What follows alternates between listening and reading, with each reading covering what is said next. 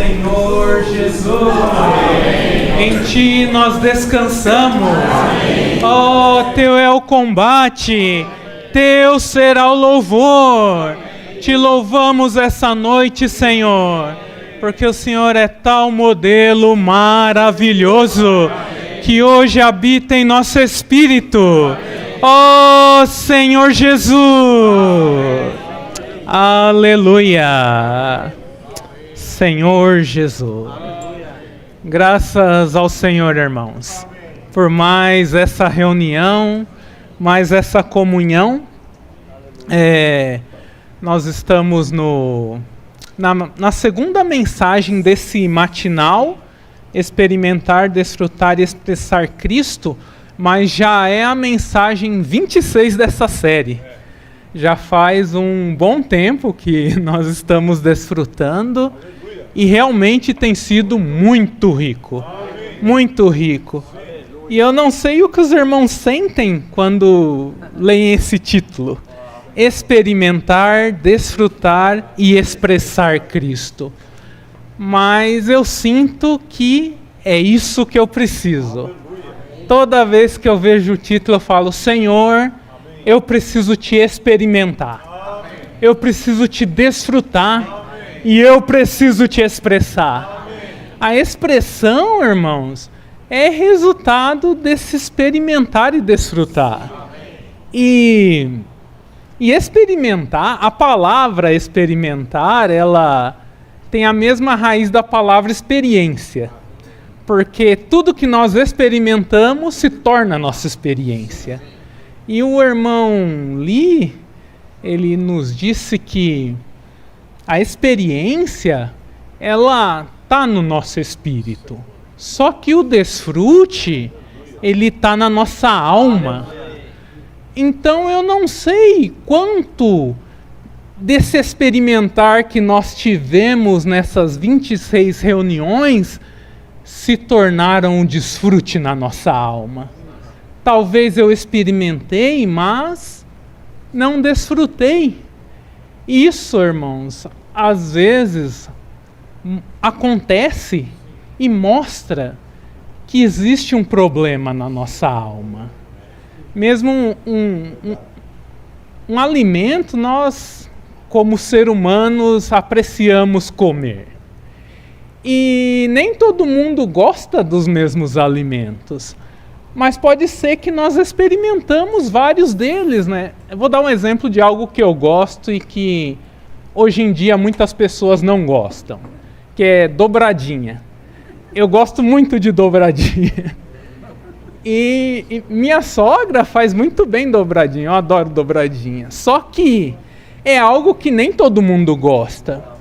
Talvez você até já experimentou dobradinha, mas não desfrutou. E provavelmente, se não teve desfrute, não tem expressão. Irmãos, nós precisamos orar. Se eu não estou desfrutando, eu preciso orar. Senhor, eu quero te desfrutar. Eu quero ter essa relação saudável de te experimentar todo dia e te desfrutar todo dia. Uma vida sem desfrute de Cristo é uma vida triste. Eu não sei como os irmãos se sentem, mas quando eu piso na bola e o Senhor me dá um gelo, a comunhão se torna meio seca, eu fico uma pessoa triste. Porque eu não tenho aquele que é a minha satisfação. Oh, Senhor Jesus. Então que nós possamos não só experimentar essa noite, mas desfrutar do Senhor. E o título dessa mensagem é Conhecer e Tomar Cristo como Nosso Modelo. Essa palavra, ela é muito doce. E antes de entrar nela, eu queria falar um pouco sobre o livro de Filipenses, porque esse capítulo 2, que é baseado nessa mensagem, os versículos de 2:5 a 13, mais ou menos ali, que nós vamos compartilhar, ele tem todo um contexto por trás do que o apóstolo falou ali. E os irmãos ali, a igreja de Filipos, ficava ali na Macedônia. Essa carta foi escrita por Paulo quando ele estava na prisão em Roma. E essa carta para os irmãos de Filipos, ela tem um tema e ela tem um pano de fundo, um motivo porque o apóstolo escreveu. Não está explícito ali no livro o tema e o motivo, mas aleluia pelo ministério. Pelo que está escrito nessa carta, os irmãos puderam nos dizer qual que era o motivo daquela carta para os filipenses. E também o que torna esse livro muito especial, ele faz parte do que nós chamamos de coração da revelação divina, junto ali com Colossenses, Gálatas e Efésios. Só que um pouco diferente desses outros livros, que tem uma apresentação da doutrina e depois da experiência, Filipenses ele é totalmente, não que não tenha doutrina, mas ele é baseado na experiência de Cristo. É um livro que trata a experiência de Cristo. E tem 2 versículos, que é o conceito básico de todo esse livro, que é maravilhoso. Um é Filipenses 1:20, que o apóstolo Paulo diz: será Cristo engrandecido no meu corpo. E o outro,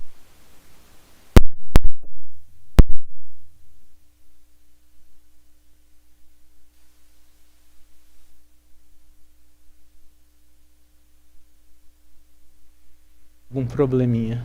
Voltou.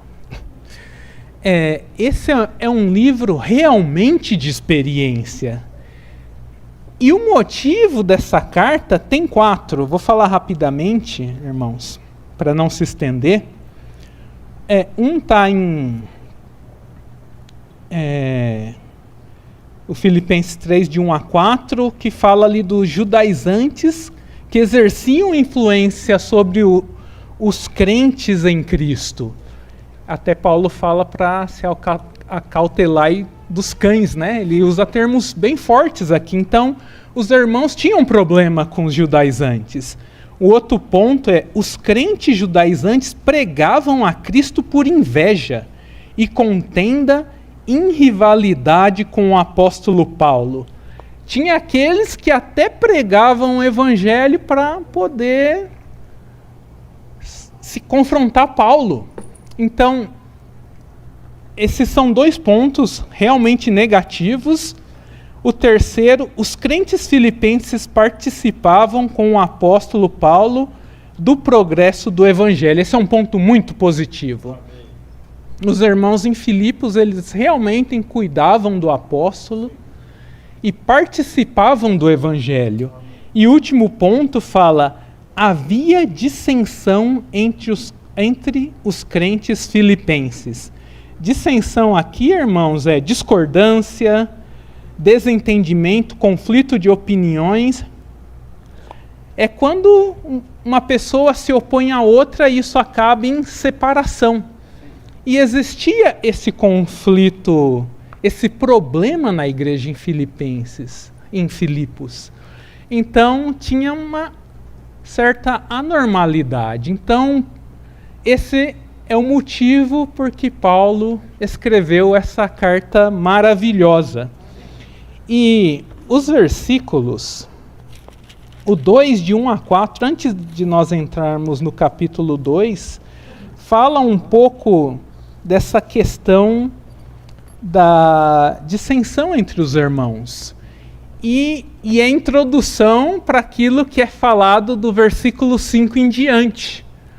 Porque hoje a Bíblia, ela tem capítulos, versículos, mas quando essa carta foi escrita, eram textos corridos, né?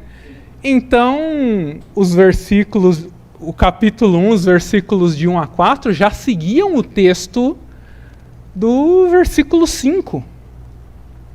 E o 2:1 fala: portanto, se algum encorajamento em Cristo, Portanto, se há algum encorajamento em Cristo, se há alguma consolação de amor, se há alguma comunhão de espírito, se há entranháveis afetos e compaixão, tornai plena a minha alegria.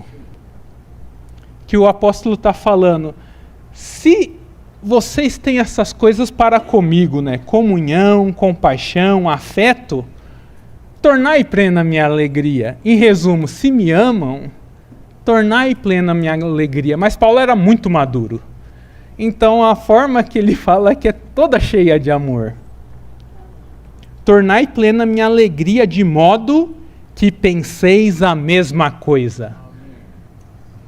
Se o apóstolo falou, penseis a mesma coisa, é porque os irmãos tinham um pensamento, diferença de pensar. Eles não pensavam a mesma coisa. Tanto que no capítulo 4 tem 2 irmãs que Paulo fala para elas, é o 4:2, né? Vou até ler para os irmãos.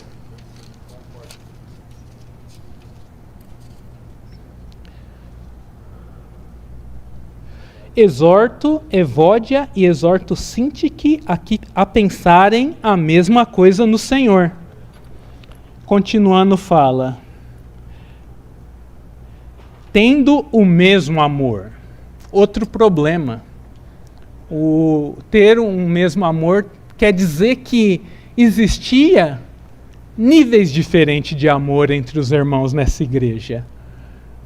Amo mais esse, amo menos aquele. E os irmãos podem perceber que muito dessas questões também são problema entre nós. Nós não somos especiais comparados com esses irmãos. Muitas vezes não temos a mesma alma, nosso amor carece de... que é resultado de um pensar diferente. Não ter a mesma alma, não ter o mesmo pensar, vai resultar num amor que também é desigual. Unidos de alma, pensando uma só coisa. Nada fazendo por ambição egoísta ou por vanglória, mas como uma mente humilde, cada um considerando os outros superiores a si mesmos.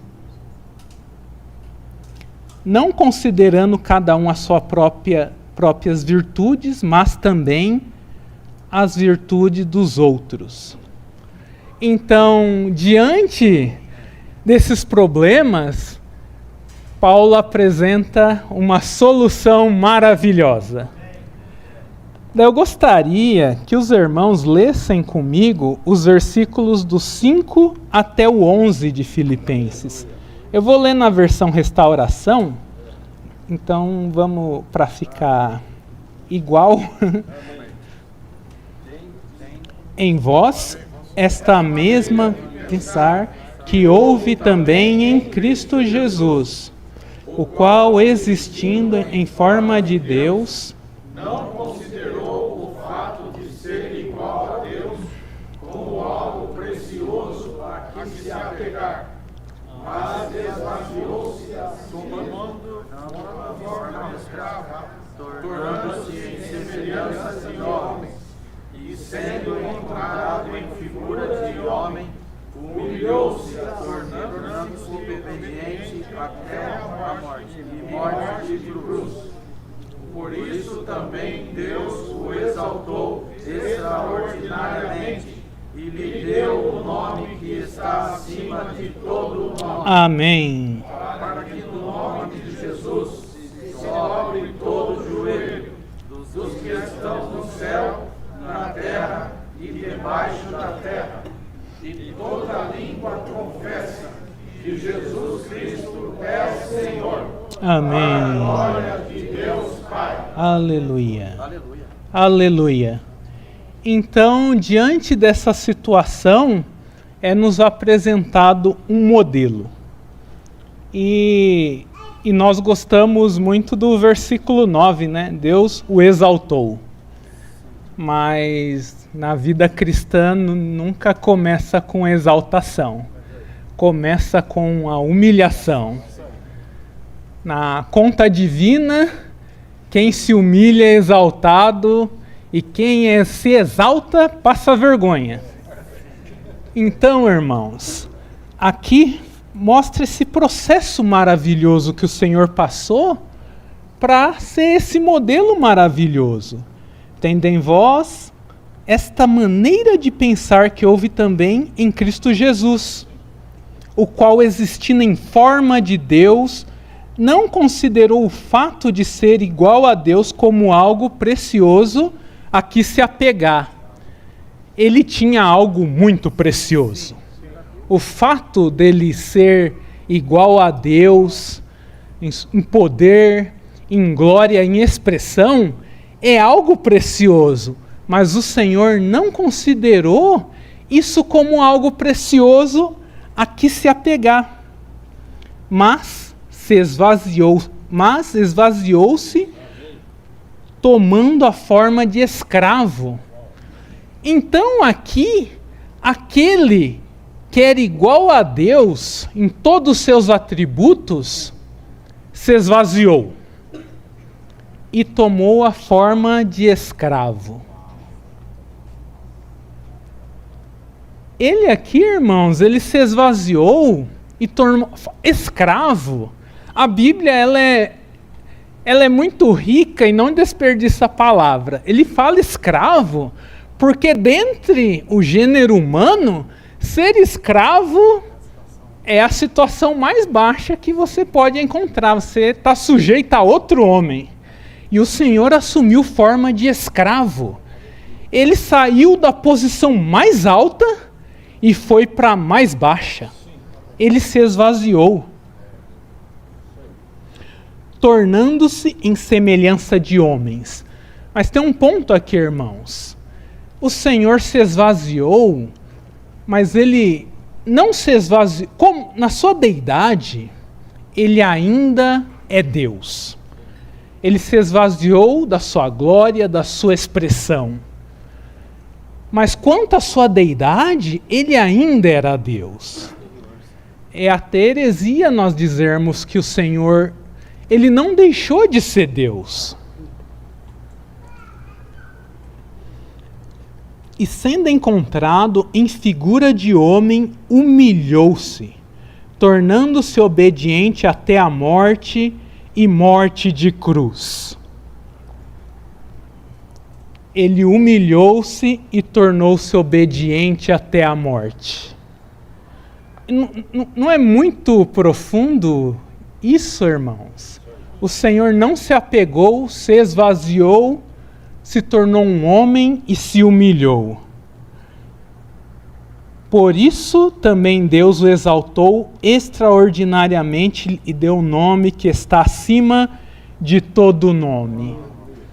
Depois de todo esse processo, Deus o exaltou e tornou Jesus Senhor. Para que o nome de Jesus se dobre todo o joelho do que estão no céu, na terra e debaixo da terra. E toda língua confesse que Jesus Cristo é Senhor, para a glória de Deus Pai. Nós vamos continuar ainda desfrutando desses pontos, irmãos, mas eu vou começar a ler o esboço. O ponto 1 fala: a fim de experimentar Cristo e viver Cristo, devemos conhecê-lo como nosso modelo e tomá-lo como nosso modelo. Em 2 de 5 a 11, Paulo apresenta Cristo como modelo. Precisamos ter esse modelo infundido em nós. O modelo da vida cristã é o homem-deus salvador, que se esvaziou e se humilhou, e que foi exaltado e glorificado por Deus. Vou ler mais um pouco. Fala: embora fosse igual a Deus, o Senhor não considerou o fato de ser igual a Deus como algo precioso a que se apegar e conservar. Ele se esvaziou, colocando de lado o que possuía a forma de Deus. Em sua encarnação, o Senhor não alterou sua natureza divina. Ele mudou somente sua expressão exterior, da forma de Deus para a forma de um escravo. O Senhor tornou-se em semelhança de homem. A forma de Deus implica a realidade interior da deidade de Cristo. A semelhança de homem denota a aparência exterior da sua humanidade. Para os homens, ele parecia um homem exteriormente, mas como Deus, ele tinha a realidade da deidade interiormente. Quando os homens olhavam para ele era como um homem. Isaías 53 até descreve um pouco, né, que o Senhor era como uma raiz de uma terra seca. E ele era desprezado e o mais rejeitado entre os homens. Então, além dele ser reconhecido em figura humana, ele foi desprezado e foi rejeitado. Mas, na sua essência, ele ainda era Deus. Cristo entrou na condição da humanidade e foi encontrado em figura de homem. Cristo humilhou-se, tornando-se obediente até a morte de cruz. Humilhar-se foi um passo adicional de esvaziar-se. O fato de Cristo se humilhar manifestou o fato de ele se esvaziar. Então a humilhação do Senhor é também uma prova do seu esvaziar-se. A morte da cruz foi o clímax da humilhação de Cristo. A morte por cruz, irmãos, era uma morte que era vergonhosa. Entre os judeus, Deuteronômio fala, maldito aquele que for pendurado no madeiro, né? Era considerado uma maldição. E entre os gentios, era uma pena de morte atribuída a malfeitores, assassinos e escravos. E imagina você, é difícil se colocar na posição do Senhor, mas, de certa forma, nós levamos uma vida digna, pagamos as contas, os impostos, aí no final da sua vida você é terminado como malfeitor. Como você ia se sentir? É horrível, irmãos. O Senhor não era um malfeitor, mas foi tratado como tal. Então, a morte pela cruz foi o ápice da vergonha de ter se esvaziado. O Senhor humilhou-se ao máximo, mas Deus exaltou ao pico mais elevado e lhe deu o nome que está acima de todo nome. Deus exaltou Jesus, um homem verdadeiro, para ser o Senhor de todos. Essa exaltação de Cristo foi a manifestação do poder da ressurreição. O nome mais elevado no universo, o nome mais grandioso é o nome de Jesus. O nome é a expressão da totalidade do que o Senhor Jesus é, em sua pessoa e obra. No nome de Jesus significa na esfera e elemento de tudo o que o Senhor é. O resultado de confessarmos que Jesus é o Senhor é que Deus Pai é glorificado. Essa é o grande fim de tudo que Cristo é e fez em sua pessoa e obra. Toda vez que confessamos que Jesus é o Senhor, e o confessar, irmãos, vai além de nós manifestarmos a excelência do Senhor pelo nosso falar. Mesmo pelo nosso viver, nós testificamos que o Senhor é Senhor da nossa vida, e nisso o Pai é glorificado. E como o Senhor, o Pai, precisa ser glorificado? Nós vivemos dias bem complicados. Eu percebo que no passado, mesmo os não crentes, ou que não criam no Senhor, ou que só diziam acreditar, existia uma reverência e respeito quanto à pessoa do Senhor, à Bíblia. Ninguém ousava falar nada que colocasse em xeque a palavra de Deus. Mas hoje em dia as pessoas se tornaram irreverentes. Você vê na televisão, em mídias abertas, afrontas contra a pessoa de Deus, contra a Bíblia. Ó Senhor Jesus! Mas quanto a nós, que o nosso viver glorifique o Pai. Amém. E testifique que Jesus é o Senhor. Amém. Em tudo que nós façamos, o Senhor seja glorificado. Amém. O princípio desse modelo é que alguém com a vida e posição mais elevada estaria disposto a viver de maneira humilde. Esse é um princípio maravilhoso desse modelo. Alguém que se esvaziou. O 2 fala: Cristo como nosso modelo é não somente objetivo, mas também é subjetivo e experienciável. O Senhor, como nosso modelo, tem um aspecto objetivo e tem esse aspecto subjetivo. De forma objetiva, o cristianismo de forma geral, ou também muitas vezes nós, temos o Senhor como um modelo de viver, o que não é errado. Ter o Senhor como esse modelo, como ele viveu na terra, mas tem algo mais aí. Objetivamente, esse modelo, ele também, porque aqui fala que Deus o exaltou. Então o Senhor, objetivamente, ele está no céu. É um modelo que está no céu. Só que esse modelo no céu, como que eu faço para viver e seguir esse modelo? Não tem como, irmãos. Mas, aleluia.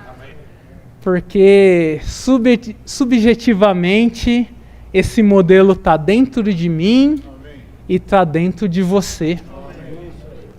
Esse modelo é uma pessoa que habita em mim e habita em você.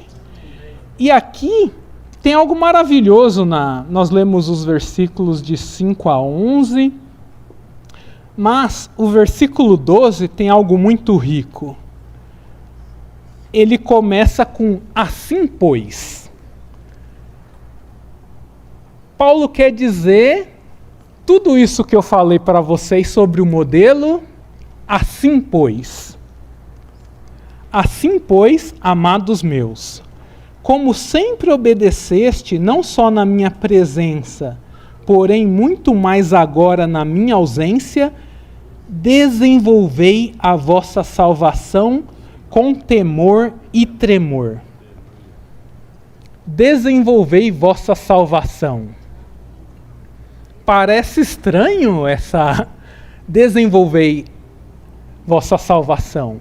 Salvação, imagine que eu caia num buraco. Eu caio num buraco, o Limbert vem e me salva.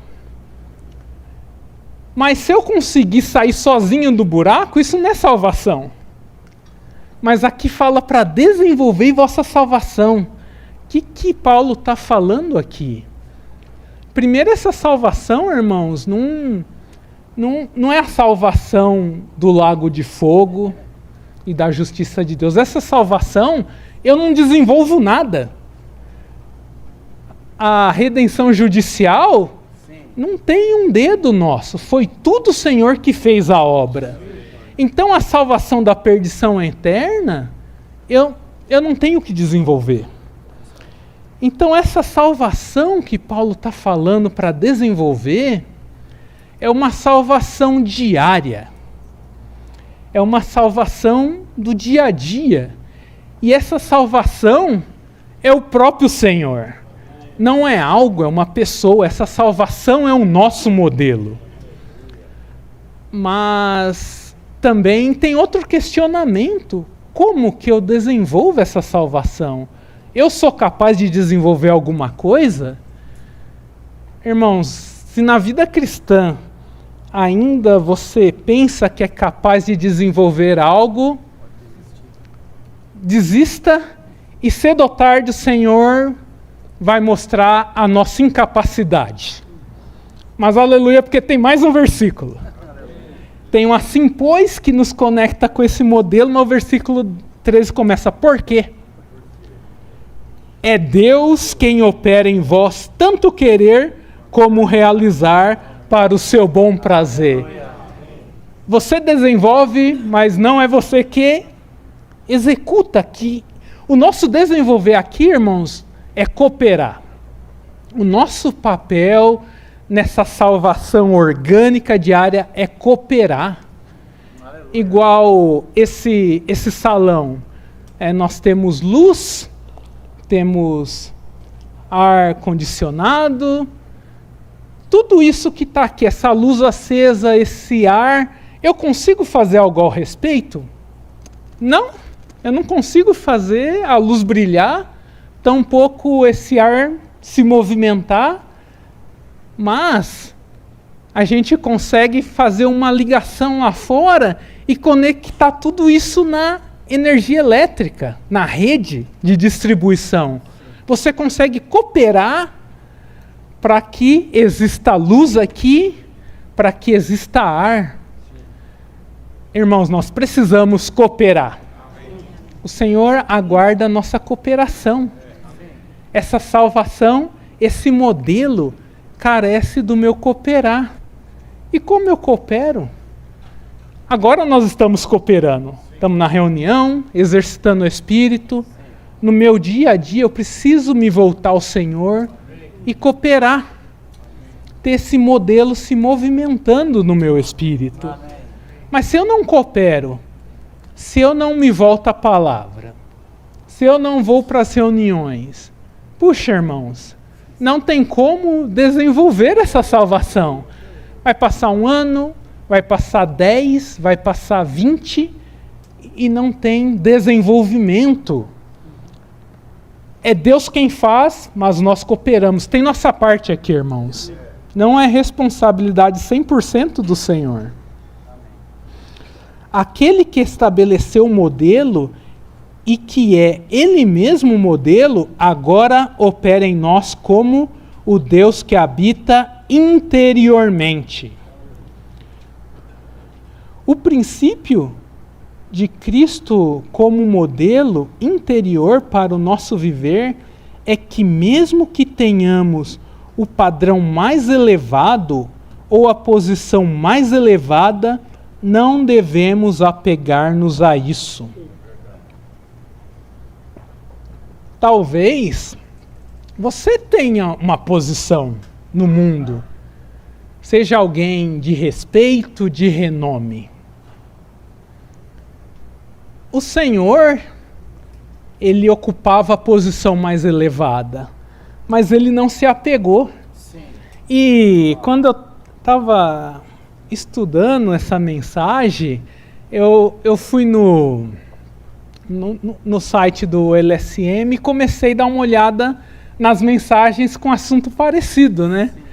E eu encontrei uma mensagem de 2019 que o título é muito parecido com essa. E o conteúdo é muito próximo.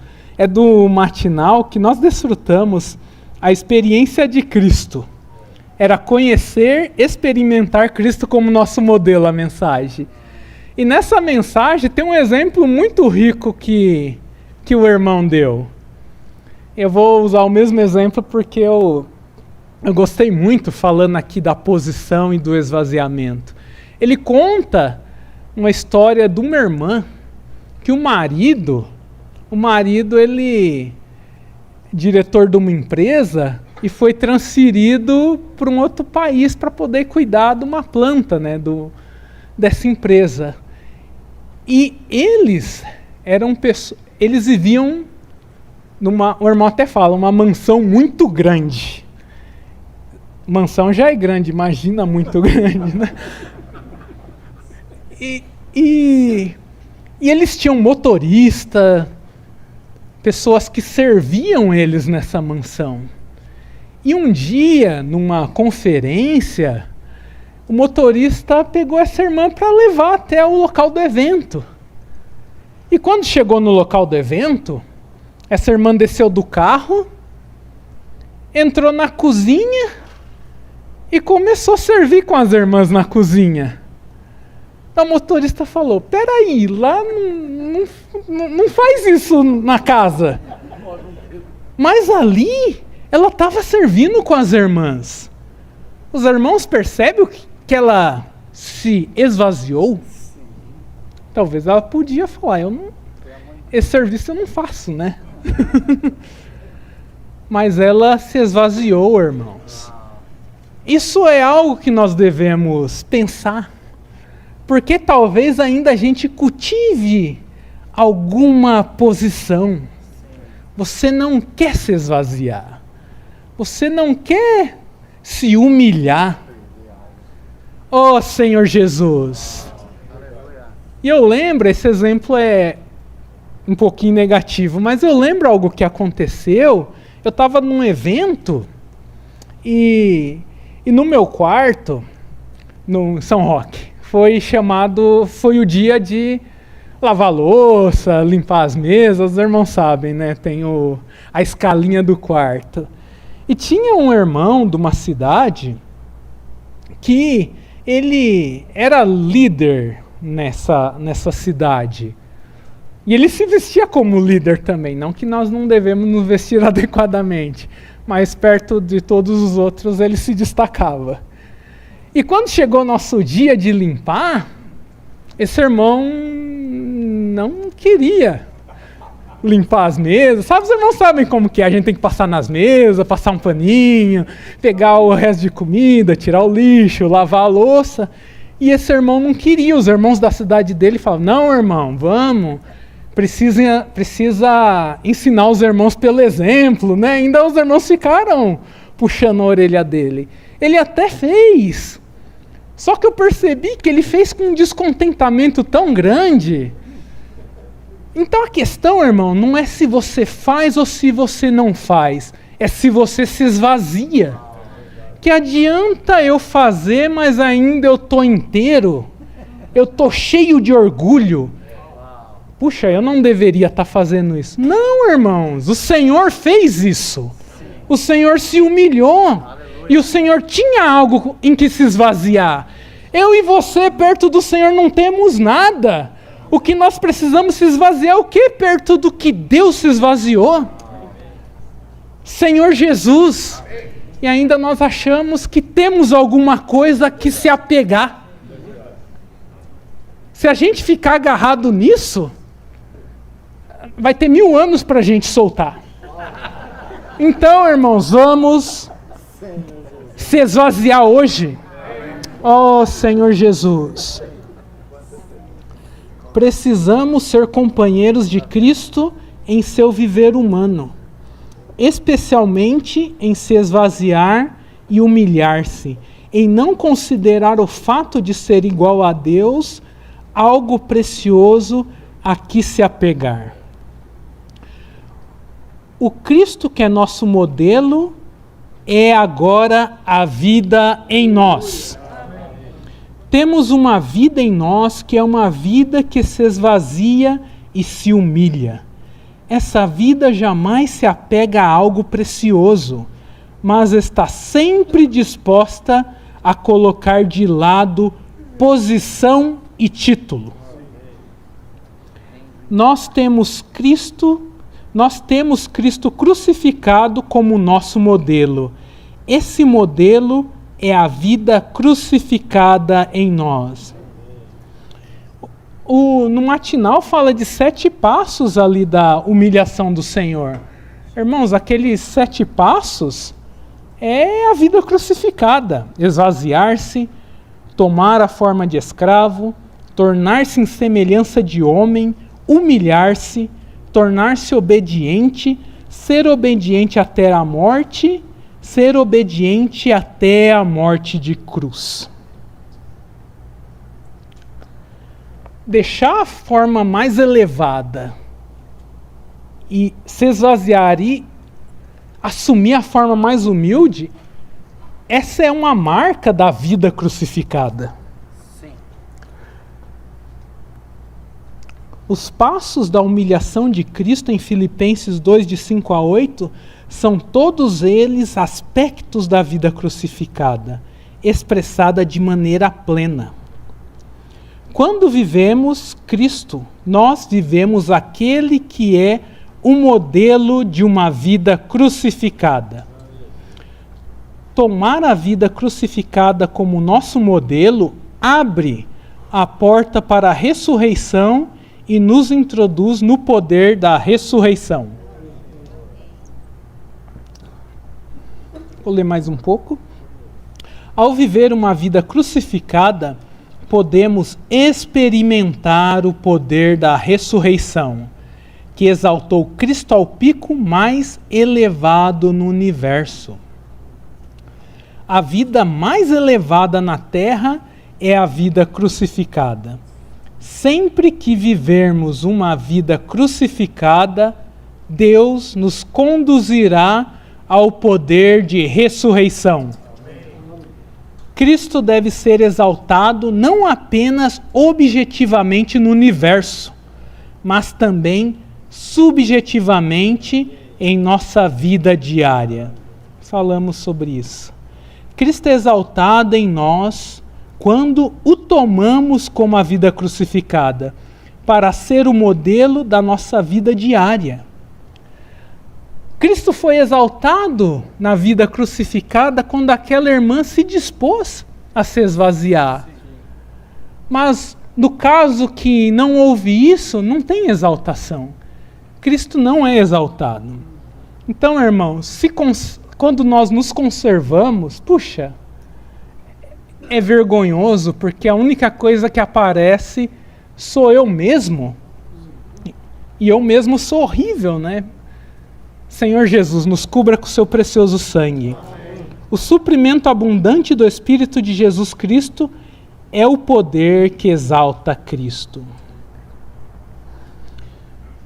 O 3 fala, a fim de tomarmos Cristo como nosso modelo, nós precisamos tomar a maneira de pensar, isto é, a mente de Cristo como nossa maneira de pensar. Aleluia. Isso está em Filipenses 2,5 que lemos. Tende em vós esta maneira de pensar que houve também em Cristo Jesus. Quero ler 2 versículos que eu desfrutei, eles não estão no esboço, mas eu achei muito rico, então eu acabei tomando nota. Efésios 4:23 fala, e que sejais renovados no espírito de vossa mente. Romanos 12:2 fala, e não vos conformeis a esta era, mas transformai-vos pela renovação da vossa mente. Nós precisamos, irmãos, tomar a maneira de pensar de Cristo. Mas para isso, nós precisamos que, em nosso espírito, esse espírito mesclado, está o Espírito de Deus. E conforme esse espírito se expande, ele acaba, como dizem Efésios, o espírito da vossa mente, ele acaba subjugando e tomando nossa mente. E isso vem de nós vivermos na presença do Senhor, desfrutarmos do Senhor. Muitas vezes essa mente que não é a mente de Cristo, eu percebo quando o meu contato é demasiado com coisas que não são o Senhor, você começa a ter uma mente que é uma mente de outra coisa. No trabalho mesmo coisas válidas, quando eu entro de cabeça naquilo, minha mente fica tão profunda que as coisas acontecem e você está racionalizando, pensando coisas do trabalho. Mas para ter a mente de Cristo, nós precisamos pensar nas coisas lá do alto. Na mente de Cristo está tudo aquilo que o Senhor é e realizou. Está o corpo, está a igreja, está os irmãos, está a sua obra. Mas para isso nós precisamos gastar tempo. Enquanto eu não gastar tempo com o Senhor, minha mente vai ser uma mente rápida para as coisas do mundo. O irmão já percebeu quando você se exercita em certas coisas, sua mente se torna muito eficiente para aquilo? Mas quando é a palavra de Deus, daí dá sono, você não entende, daí você volta, parece que é grego, às vezes é grego, né? Mas porque nossa mente é uma mente que carece de estar imersa em Cristo. Paulo não apenas tomou Cristo como seu viver e expressão exteriormente, mas também tomou a mente de Cristo como sua mente interiormente. Que a mente de Cristo esteja em nós significa que essa mente é algo vivo. Na verdade, a mente de Cristo é o próprio Cristo. Porque a pessoa de Cristo é manifestada em sua mente. Precisamos abrir-nos e deixar que esta maneira de pensar esteja em nós. Pensar a mesma coisa, irmãos, não é assim, tipo, um exemplo. Eu penso, vamos pintar essa parede de verde. Da Limberti fala, é isso mesmo, é verde, né? Eu também. Muitas vezes nós achamos que a mente de Cristo nós sermos um só e temos um só falar, um só acordo. Mas a mente, ela é a pessoa. Ter a mente de Cristo e nós sermos uma só alma, uma só mente, quer dizer que tudo que eu penso é Cristo, tudo que o Toninho pensa é Cristo. Se nós todos temos essa uma só mente, puxa, nós conseguimos ser um realmente. Os irmãos podem perceber que os problemas de divisão começam quando entram coisas que não é Cristo. Se o que está na nossa mente é Cristo, certamente nós seremos um.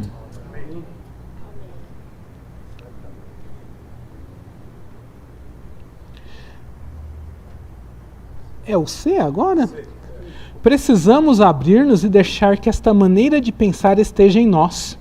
Isso refere-se a considerando nos versículos 3 e 4.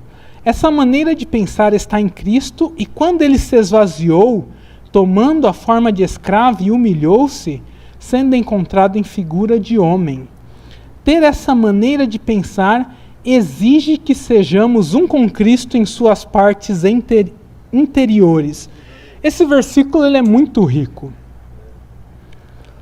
E eu sempre lia ele, mas eu nunca entendia ele realmente, o sentimento por trás. Porque Filipenses 1,8 fala, pois Deus é minha testemunha de como tenho saudades de todos vós nos entranháveis afetos de Cristo. Entranháveis afetos de Cristo. Quando fala de mente, nós sempre associamos em coisas lógicas, né? Decisões, opiniões, ideias. Mas aqui Paulo fala saudade e afeto. Saudade e afeto são coisas assim que são tão difíceis de explicar, não é, irmãos? Nós sentimos, mas é algo tão profundo, tão das entranhas. E Paulo, ele sentia um sentimento de saudade pelos irmãos. Era dele, mas não era dele, porque vinha das entranhas de Cristo. Quão profundo isso é? Paulo era um com a pessoa de Cristo.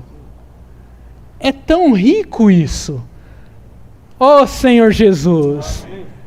Eu penso que quando nós desfrutamos desse entranháveis afeto, como o nosso amor é nivelado.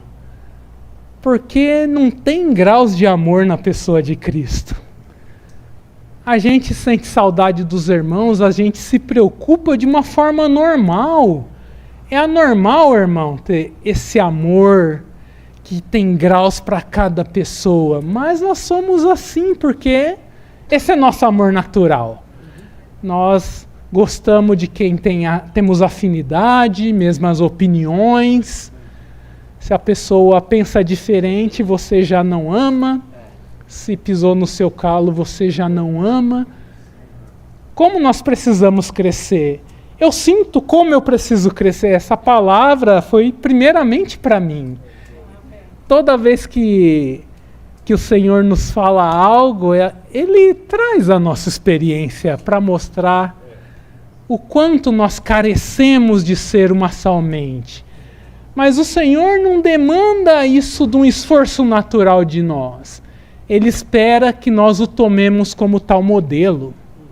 O buscamos, o desfrutamos. O dia, agora é o algarismo romano 4, né? Precisamos conhecer a submissão do Filho.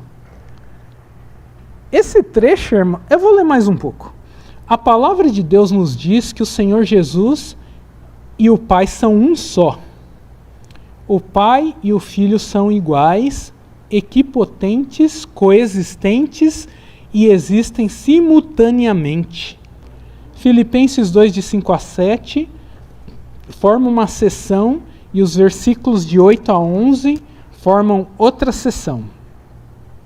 A primeira seção é sobre Cristo esvaziar-se, a segunda seção é sobre Cristo humilhar-se em sua humanidade.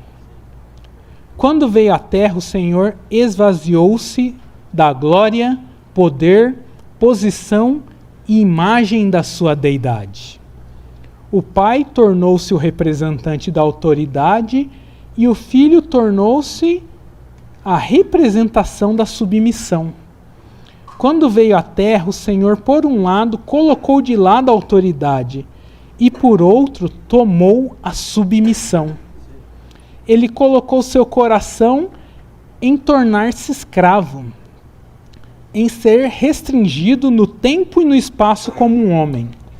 O Senhor se humilhou, tornando-se obediente e obediência na deidade é a coisa mais maravilhosa em todo o universo.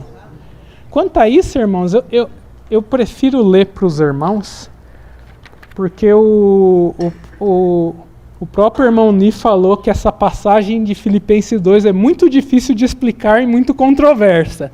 Então, se o irmão Ni falou que é difícil, eu não vou tentar, eu vou ler. Então, os irmãos, prestem atenção, porque é muito rico. Está no livro Autoridade e Submissão. Na verdade, os dias do matinal 4, 5 e 6 são todo baseado no capítulo 5 desse livro, quase todo.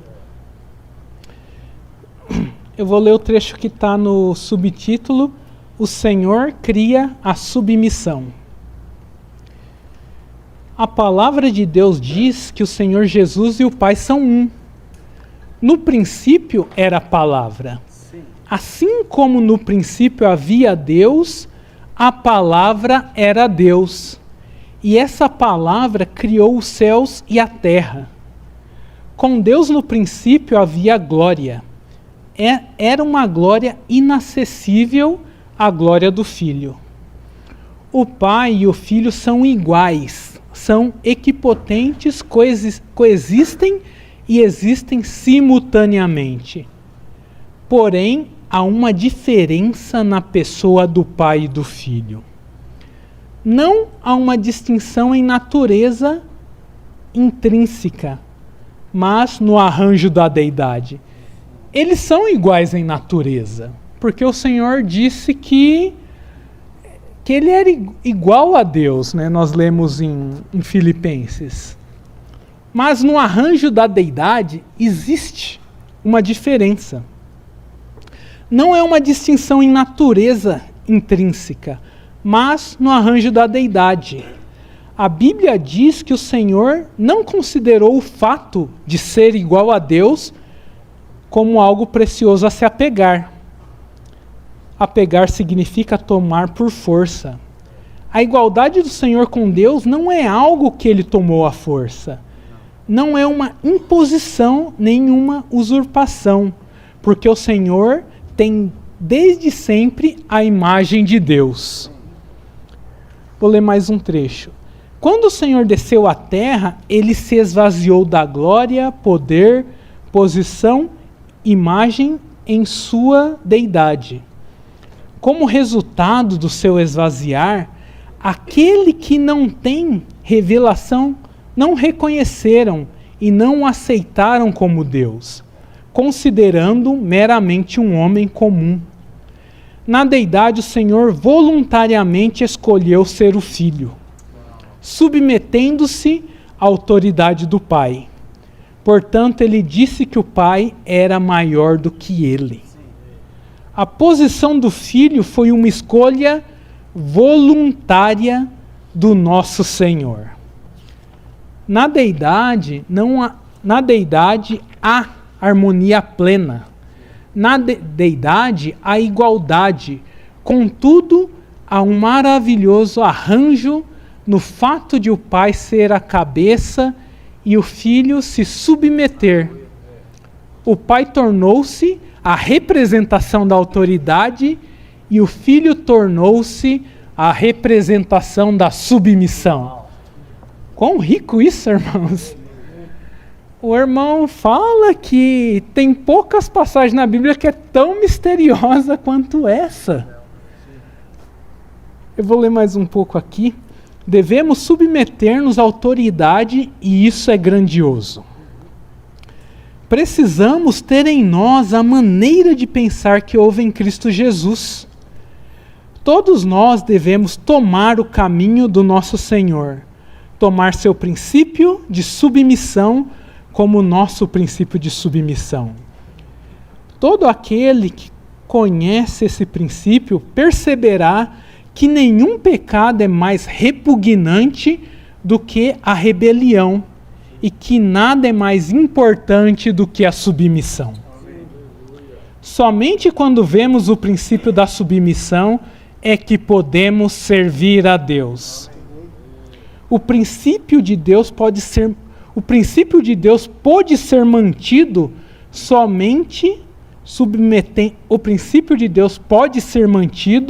somente submetendo-nos como o Senhor se submeteu. O Senhor, irmãos,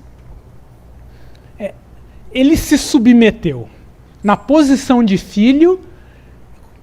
Quando eu vi isso, a obra do Senhor se tornou tão mais rica, porque na posição de filho, ele se submeteu a todos os desígnios de Deus. E não foi assim. O Senhor estava na glória, ele se esvaziou e virou homem. E ele não virou homem por uma semana. Ele virou homem por 33 anos e meio.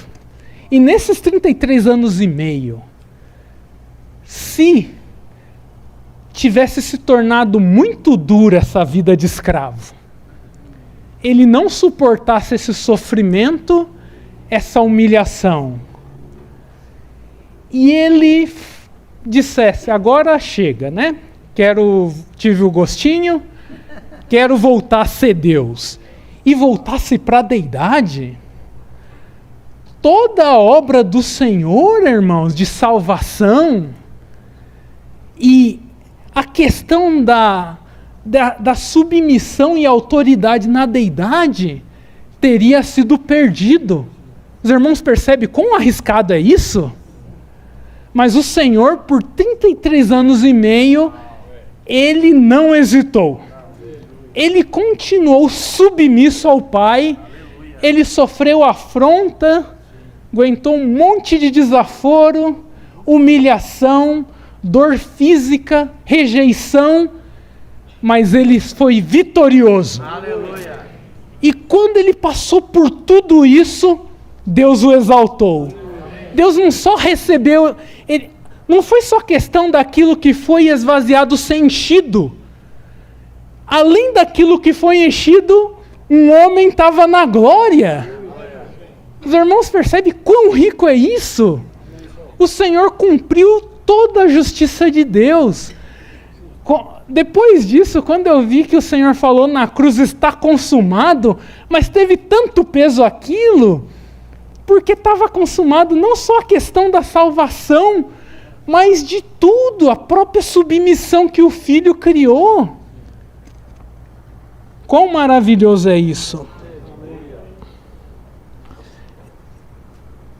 Hebreus 5:8 nos diz que o Senhor aprendeu a obediência mediante o sofrimento. O sofrimento trouxe-lhe obediência.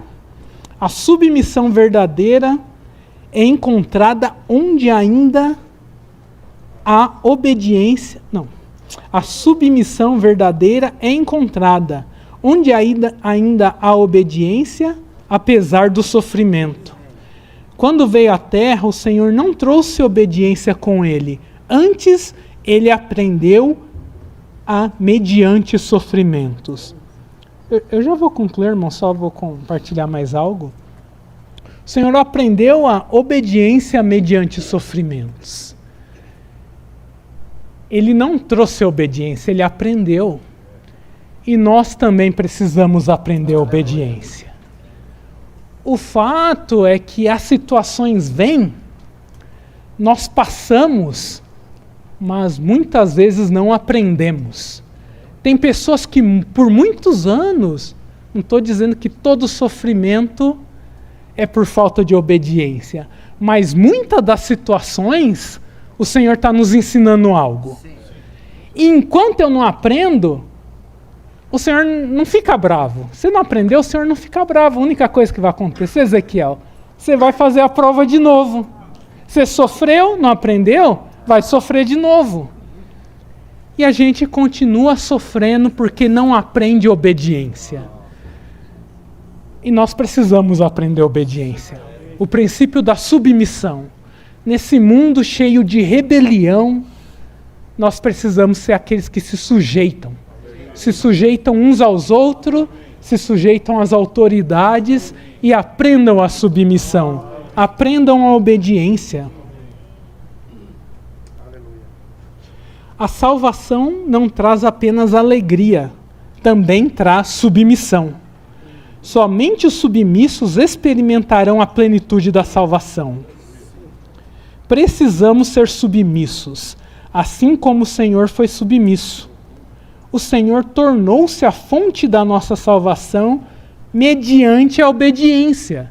Se o Senhor não tivesse sido obediente, não haveria salvação. Deus nos salvou com a esperança de que nós nos submetamos à sua vontade. Quando alguém conhece a autoridade de Deus, a submissão é algo simples. E conhecer a vontade de Deus também é algo simples, porque o Senhor que foi submisso por toda a sua vida, já nos deu sua vida de submissão. O Senhor nos deu essa vida, irmãos. Você não precisa se esforçar para ser submisso e obediente. O que nós precisamos é cooperar com o Senhor. Hoje o Senhor procura um povo que coopere com o seu propósito, com o seu desejo, com os seus desígnios. Para isso nós precisamos ser submissos. Se formos submissos hoje, naquele dia haverá glória. Mas se formos rebeldes, insubmissos, naquele dia haverá vergonha. Senhor Jesus, essa é a minha porção, que o Senhor nos abençoe. Os irmãos possam dar sua porção também. Amém.